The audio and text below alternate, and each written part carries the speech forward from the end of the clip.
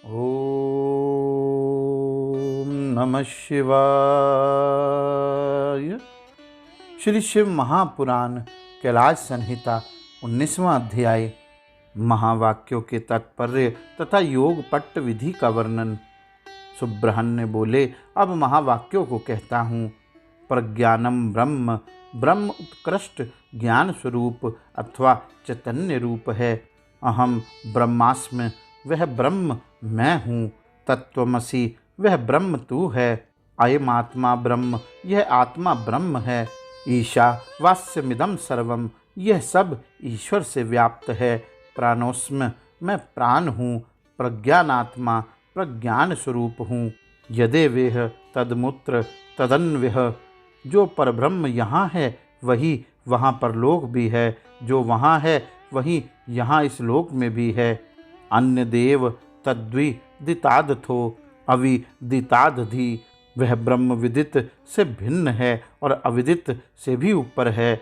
एष्त आत्म अंतर्यामृत, वह तुम्हारा आत्मा अंतर्यामी अमृत है। स यश चायम पुरुषे यश्चा सा वादित्ये स एकः, वह जो यह पुरुष में है और वह जो यह आदित्य में है एक ही है। अहमस्मि परम ब्रह्म, परापर परात्परम, मैं परापर स्वरूप परात्पर पर ब्रह्म हूँ। वेद शास्त्र गुरु नाम तु स्वयमानंद लक्षणम, वेदों शास्त्रों और गुरुजनों के वचनों से स्वयं ही हृदय में आनंद स्वरूप ब्रह्म का अनुभव होने लगता है। सर्वभूत स्थितम ब्रह्म तदेवाहम न संशयः, जो संपूर्ण भूतों में स्थित है वही ब्रह्म मैं हूँ, इसमें संशय नहीं है। तत्वस्य प्राणोहमस्मि, पृथ्व्याः प्राणोहम अस्मि, मैं तत्व का प्राण हूँ, पृथ्वी का प्राण हूँ। अपां च प्राणोऽस्मि, तेजसश्च प्राणोऽस्मि, मैं जल का प्राण हूँ, तेज का प्राण हूँ। वायोश्च प्राणोऽस्मि, आकाशस्य प्राणोऽस्मि, मैं वायु का प्राण हूँ, मैं आकाश का प्राण हूँ। त्रिगुणस्य प्राणोऽस्मि, मैं त्रिगुण का प्राण हूँ। सर्वोहम सर्वात्मको संसारी, यद भूतम यच्च भव्यम यद वर्तमानः, सर्वात्मकत्वा द्वितीयोहम, मैं सब हूँ, सर्वरूप हूँ, संसारी जीवात्मा हूँ। जो भूत वर्तमान और भविष्य है वह सब मेरा ही स्वरूप होने के कारण मैं अद्वितीय परमात्मा हूँ। सर्व खलविदम ब्रह्म, यह सब निश्चय ही ब्रह्म है। सर्वोहम विमुक्तोहम, मैं सर्वरूप मुक्त हूँ। यो असो सोहम हंस सोहमस्मि, जो वह है वह मैं हूँ, मैं वह हूँ और वह मैं हूँ। इस प्रकार सर्वत्र चिंतन करें। अब इन महावाक्यों का भावार्थ कहते हैं। प्रज्ञानम ब्रह्म का वाक्यार्थ पहले ही समझाया जा चुका है। शक्ति स्वरूप अथवा शक्ति युक्त परमेश्वर ही अहम पद के अर्थभूत हैं। आकार सब वर्णों का अग्रगण्य परम प्रकाश शिव रूप है। हकार के व्योम स्वरूप होने के कारण उसका शक्ति रूप से वर्णन किया गया है। शिव और शक्ति के संयोग से सदा आनंद उदित होता है। ब्रह्म शब्द से शिव शक्ति की सर्वरूपता स्पष्ट ही सूचित होती है। पहले ही इस बात का उपदेश किया गया है कि वह शक्तिमान परमेश्वर मैं हूँ, ऐसी भावना करनी चाहिए। तत्वमसि, इस वाक्य में तत् पद का वही अर्थ है जो सोहमसि में सपद का अर्थ बताया गया है, अर्थात तत्पद शक्यात्मक परमेश्वर का ही वाचक है। अन्यथा सोहम इस वाक्य में विपरीत अर्थ की भावना हो सकती है, क्योंकि अहम पद पुल्लिंग है, अतः स के साथ उसका अन्वय हो जाएगा, परंतु तत्पद नपुंसक है और त्वम पुल्लिंग, अतः परस्पर विरोधी लिंग होने के कारण उन दोनों में अन्वय नहीं हो सकता। जब दोनों का अर्थ शक्तिमान परमेश्वर होगा तब अर्थ में समान लिंगता होने से अन्वय में अनुपपत्ति नहीं होगी। यदि ऐसा ना माना जाए तो स्त्री पुरुष रूप जगत का कारण भी किसी और ही प्रकार का होगा। इसलिए सोहमस्मि का सह और त्वमसि का तत् ये दोनों समानार्थक हैं। इन महावाक्यों के उपदेश से एक ही अर्थ की भावना का विधान है। अब अयमात्मा ब्रह्म का अर्थ बताया जाता है। अयमात्मा ब्रह्म, इस वाक्य में अयम और आत्मा ये दोनों पद पुल्लिंग रूप हैं, अतः यहाँ अन्वय में बाधा नहीं है। अयम शक्तिमान परमेश्वर रूप आत्मा ब्रह्म है, यह इस वाक्य का तात्पर्य है। अब ईशावास्यमिदं सर्वम का भावार्थ बता रहे हैं। परमेश्वर से रक्षणीय होने के कारण ये संपूर्ण जगत उनसे व्याप्त है। अब प्राणवसिम, प्रज्ञानात्मा और यदेवेह तदमुत्र, इन वाक्यों के अर्थ पर विचार किया जाता है। मैं प्रज्ञान स्वरूप प्राण हूँ। यहाँ प्राण शब्द परमेश्वर का ही वाचक है। जो यहाँ है वह वहाँ है, ऐसा चिंतन करें। यहाँ यत तत् का अर्थ क्रमशः यह और सह है, अर्थात जो परमात्मा यहाँ है वह परमात्मा वहाँ है, ऐसा सिद्धांत पक्ष का अवलंबन करने वाले विद्वानों ने कहा है।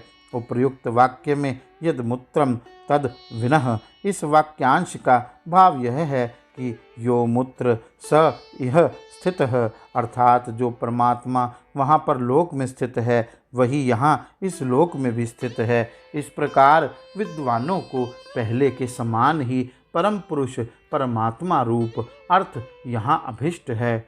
मुने अन्य देव यद्वि द्वित्वादथो अविदितादधि, इस वाक्य में जिस प्रकार फल की भी विपरीतता की भावना होती है उसे यहाँ बताता हूँ, सुनो। विदितात, यह पद अयथा विदितात के अर्थ में प्रवृत्त हो सकता है। वह विदित से भिन्न है, अर्थात जो असम्यग रूप से ज्ञात है उससे भिन्न है। इसी प्रकार जो यथावत रूप से विदित नहीं है उससे भी पृथक है। इस कथन से यह निश्चित होता है कि मुक्ति रूप फल की सिद्धि के लिए कोई और ही तत्व है जो विदिता विदित से पर है, परंतु जो आत्मा है वह सर्वरूप है, वह किसी से अन्य नहीं हो सकता। अतः आत्मा या ब्रह्म आदि पद पूर्ववत शक्तिमान परमेश्वर शिव के ही बोधक हैं, यह मानना चाहिए। अब एषत आत्मा तथा यश्चायः पुरुषे, इन दो वाक्यों के अर्थ पर विचार किया जाता है। यह तुम्हारा अंतर्यामी आत्मा है जो स्वयं ही अमृत स्वरूप शिव है। यह जो पुरुष में शंभु है वही सूर्य में भी स्थित है।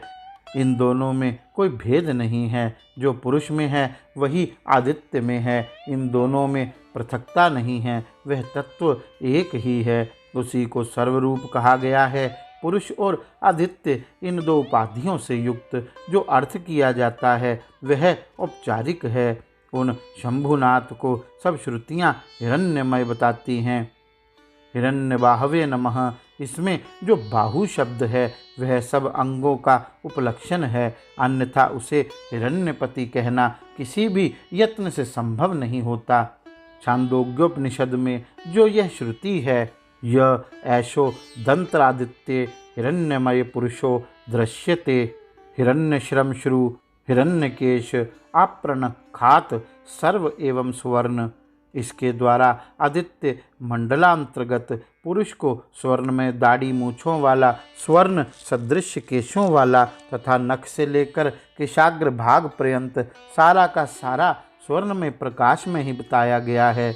अतः वह हिरण्य में पुरुष साक्षात शंभु ही हैं। अब अहमसि परम ब्रह्म परापर परात्परम, इस वाक्य का तात्पर्य बताता हूँ, सुनो। अहम पद के अर्थभूत सत्यात्मा शिव ही बताए गए हैं। वे ही शिव मैं हूँ, ऐसी वाक्यार्थ योजना अवश्य होती है। उन्हीं को सबसे उत्कृष्ट और सर्व स्वरूप पर ब्रह्म कहा गया है। उसके तीन भेद हैं, पर, अपर तथा परात्पर। रुद्र, ब्रह्मा और विष्णु, ये तीन देवता श्रुति ने ही बताए हैं। ये ही क्रमशः पर, अपर तथा परात्पर रूप हैं। इन तीनों से भी जो श्रेष्ठ देवता है वे शंभु पर ब्रह्म शब्द से कहे गए हैं। वेदों, शास्त्रों और गुरु के वचनों के अभ्यास से शिष्य के हृदय में स्वयं ही पूर्णानंदमय शंभु का प्रादुर्भाव होता है। संपूर्ण भूतों के हृदय में विराजमान शंभु ब्रह्म रूप ही हैं, वही मैं हूँ, इसमें संशय नहीं है। मैं शिव ही संपूर्ण तत्व समुदाय का प्राण हूँ।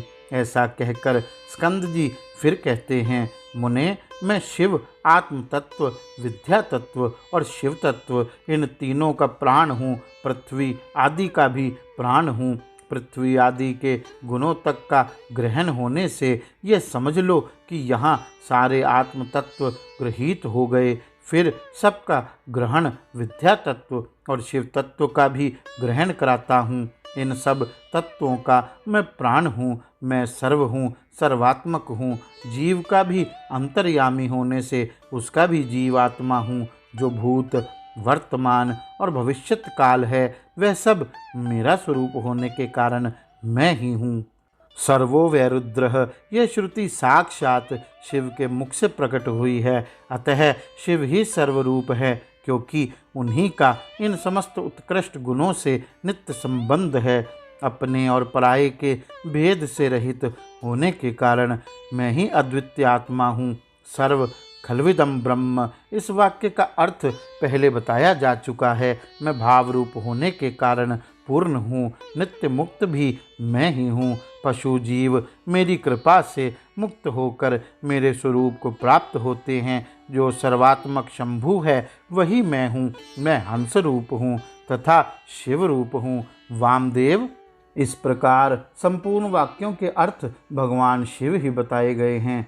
ईशावास्योपनिषद की श्रुति के 2 वाक्यों द्वारा प्रतिपादित अर्थ साक्षात शिव की एकता का ज्ञान प्रदान करने वाला होता है। गुरु को चाहिए कि शिष्यों को इसका आदरपूर्वक उपदेश करे।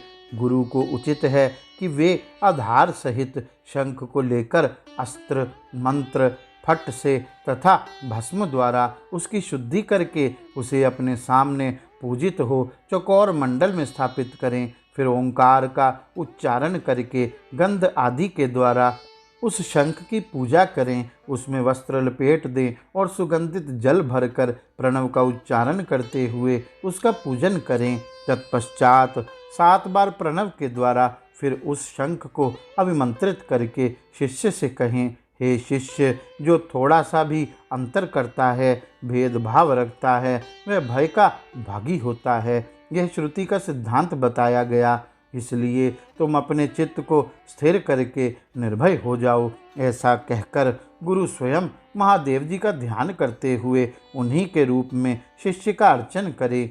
शिष्य के आसन की पूजा करके उसमें शिव के आसन और शिव की मूर्ति की भावना करे। फिर सिर से पैर तक सधोजात आदि 5 मंत्रों का न्यास करके मस्तक, मुख और कलाओं के भेद से प्रणव की कलाओं का भी न्यास करे।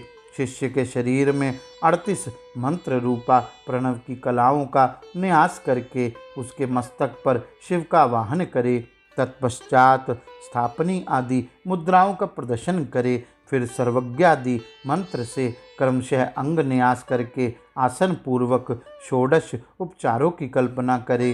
खीर का नैवेद्य अर्पित करके ओम स्वाहा का उच्चारण करे। कुल्ला और आचमन कराए। अर्घ आदि देकर क्रमशः धूप दीप आदि समर्पित करे। शिव के 8 नामों से पूजन करके वेदों के पारंगत ब्राह्मणों के साथ ब्रह्मविदाप्नोति परम इत्यादि ब्रह्मानंद वल्ली के मंत्रों को तथा भृगुर्वे वारुणी इत्यादि भृगुवल्ली के मंत्रों को पढ़ें। तत्पश्चात यो देवानाम प्रथम पुरुस्तात से लेकर तस्य प्रकृति लीनस्य यह परः समहेश्वर तक पाठ करें। इसके बाद शिष्य के सामने कहार आदि की बनी हुई माला लेकर खड़े हों। गुरु शिव निर्मित पांचायस्यिक शास्त्र के सिद्ध स्कंद का धीरे धीरे जप करे। अनुकूल चित्त से ख्याति पूर्णो हम इस मंत्र का जप करके गुरु उस माला को शिष्य के कंठ में पहना दे। तदंतर ललाट में तिलक लगाकर संप्रदाय के अनुसार उसके सर्वांग विधित चंदन का लेप कराएं। तत्पश्चात गुरु प्रसन्नता पूर्वक श्रीपाद युक्त नाम देकर शिष्य को छत्र और चरण पादुका अर्पित करे। उसे व्याख्यान देने तथा आवश्यक कर्म आदि के लिए गुरुवासन ग्रहण करने का तथा दुर्वाचन का अधिकार दे।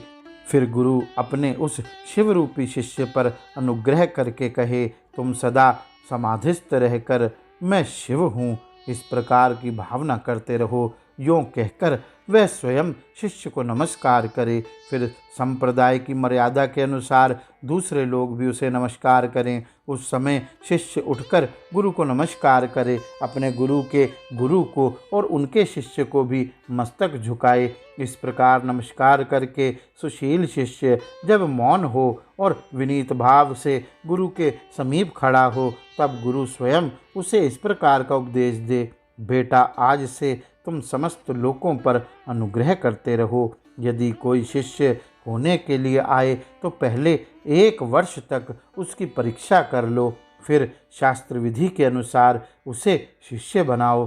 राग आदि दोषों का त्याग करके निरंतर शिव का चिंतन करते रहो। श्रेष्ठ संप्रदाय के सिद्ध पुरुषों का संग करो, दूसरों का नहीं। प्राणों पर संकट आ जाए तो भी शिव का पूजन किए बिना कभी भोजन ना करो।